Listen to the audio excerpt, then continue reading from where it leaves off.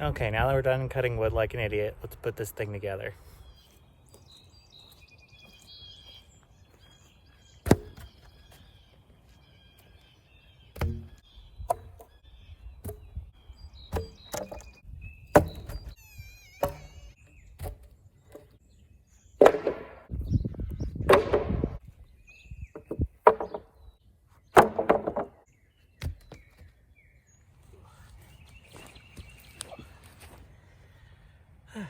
So when I'm putting together raised beds, I usually like to buy it's like a finishing set.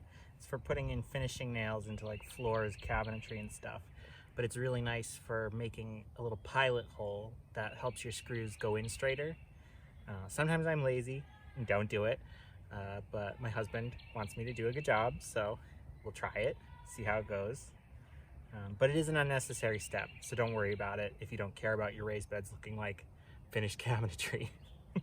So I generally like to have an off-cut piece of lumber. I have several. They're good for having a hard working surface when you're outside, and they're also good for making the corners join up more level when you're actually going to screw them in, because doing it on the dirt's kind of a cumbersome project. You don't really want to have to carry this whole giant raised bed put together from your shop or wherever you could put it together on a more even surface. So it's nice to have, and unless you're buying wood that's already perfectly cut, you're pretty likely to already have offcuts anyway, so make the most of what you got, right?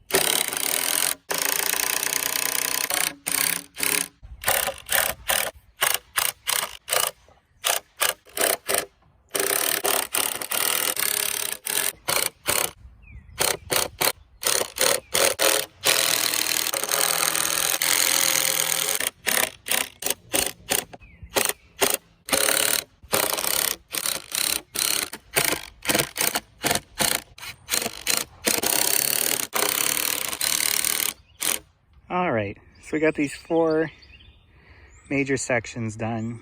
They're all in the shape of a kind of a U. So I'm gonna have to do a little bit of positioning, measure to make sure they're exactly where I want them, because once we put them together, they'll be really difficult to move at all.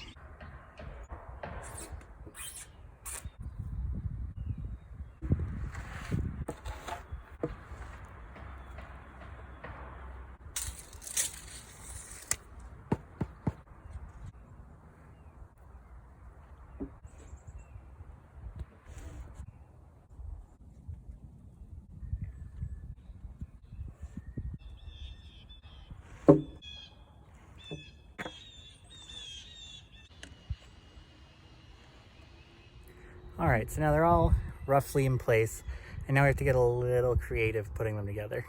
So we have a few spots like this where I'm joining a board into another corner that's already been joined. So you have to get a little creative. The easiest way is usually to just drill a couple screws diagonal inward like that, but it's not as cute on the outside. You can do it on this side and it's cuter, but you have to be careful that you don't poke all the way through and come out the front again and make it even less cute than the other way would be.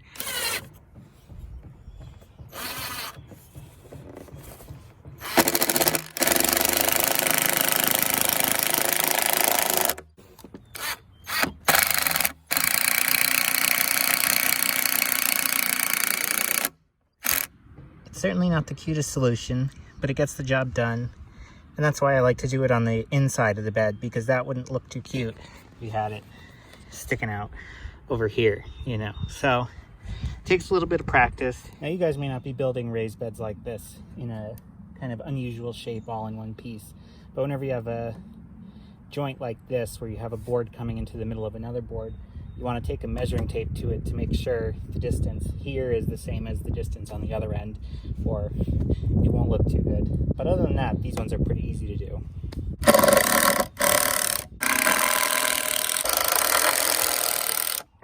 So this section here is 15 feet long all the way across, and you can see I've opted to have it split in half with a cross brace. That's not necessary, especially with these other two kind of propping it up, but it allowed me to buy 8-foot pieces of lumber instead of having to buy like 16-foot pieces of lumber, which is cheaper.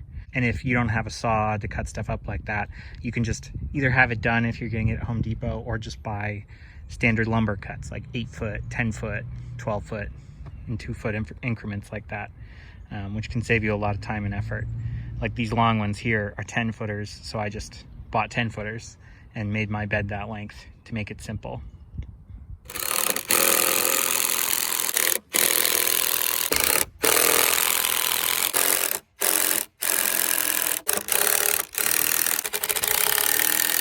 So another option at these joints is to take the loose piece and actually screw into it through this joint, because here you can have a little more stability. I probably should have done the other one that way too.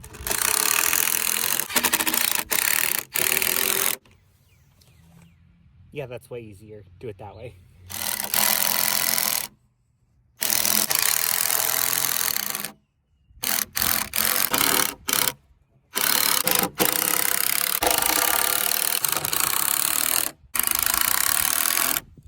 All right, we're all finished. So you guys may not end up making raised beds quite as complicated as this. A simple rectangle really gets the job done just as well. But I thought it'd be interesting to show, you know, you can do different shapes. You can do ones where they're different tiers but still connected. So feel free to get creative. You know, it's just a raised bed. It's not a piece of furniture in your house. Now I just have to come through and fill them both. But hopefully starting next week, my videos will be vegetable related. Just starting to get compost sheet mulched onto these beds. I already have seedlings ready to go. So stay tuned for that. Hopefully I'll get it all done. We have more rain in the forecast, so we'll see. Have a good one.